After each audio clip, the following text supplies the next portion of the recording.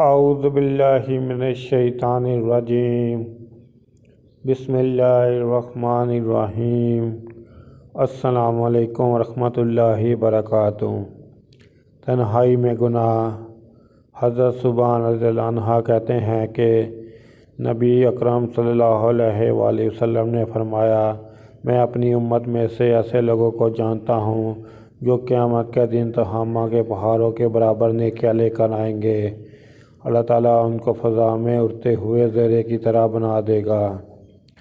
سبحان رضی اللہ عنہ نے عرض کیا، اللہ کے رسول، ان لوگوں کا حال ہم سے بیان فرمائیے اور کھول کر بیان فرمائیے تاکہ لا علمی اور جہالت کی وجہ سے ہم ان میں سے نہ ہو جائیں۔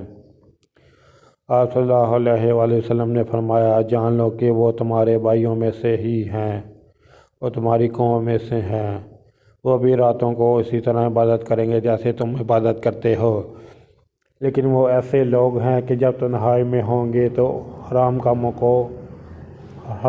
کا ارتکاب کریں گے۔ دین کی بات پھیلانا بھی صدقہ جاریہ ہے۔ میرے یوٹیوب چینل جیسن نوکیا کو سبسکرائب کریں، اپنے دوستوں سے سبسکرائب کرائیں تاکہ میری حوصلہ افزائی ہو سکے اور میں زیادہ سے زیادہ ویڈیو اپلوڈ کر سکوں۔